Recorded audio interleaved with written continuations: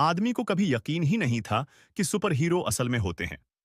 लेकिन जब उसकी स्टील की रॉड पल भर में मुड़ गई और सामने खड़ा शख्स बिना एक खरोंच के बच गया, तो उसके होश उड़ गए। वो और परखना चाहता था, पर अगले ही सेकंड वो आसमान में फेंका जा चुका था। उसके साथियों ने तुरंत बंदूकें तान दी, मगर गोलियां बस कुछ चिंगारियां छोड़ने के अलावा कुछ न कर सकीं। अब उन्हें यकीन तो आ गया, मगर तब तक बहुत देर हो चुकी थी। पलक झपकते ही वो झलकर राख हो गए।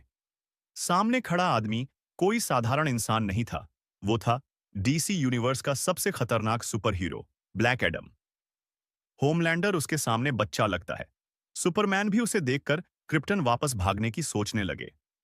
5000 साल पहले उसे 6 शक्तिशाली देवताओं का आशीर्वाद मिला था, जिससे वो कंधार का रक्षक बना। मगर राजा ने बेरहमी से उसकी पत्नी और बेटे को मार दिया। बदले की आग में उसने पूरा साम्राज्य तहस नहस कर दिया। देवताओं को लगा कि वो इस ताकत के लायक नहीं है, इसलिए उसे हमेशा के लिए कैद कर दिया गया। उसी के साथ सील किया गया एक शापित ताज सब्बाक का क्राउन। राजा ने इसे बनाने के लिए पूरी सल्तनत की ताकत झोंक दी थी। कहा जाता है कि इससे नरक के 6 दानवों को बुलाया जा सकता था। अब 5000 साल बाद कुछ पुरातत्वविदों को यह ताज एक गुफा में मिला, लेकिन इससे पहले कि वे कुछ कर पाते, एक आतंकी संगठन इंटरनेशनल गिल्ड ने इसे छीन लिया। तभी एक महिला को जमीन पर एक अजीब सी लिपि दिखाई दी, और उसने गलती से वह शब्द बोल दिए जो नहीं बोलने चाहिए थे। गिल्ड के लड़ाके चारों ओर से हमला करने लगे, लेकिन ब्लैक एडम के लिए यह सब स्लो मोशन जैसा था। एक झटके में उसने ट्रक के टुकड़े कर दिए, हवा में उड़ते ग्रेनेड को पकड़कर सीधा दुश्मनों के मुंह में डाल दिया।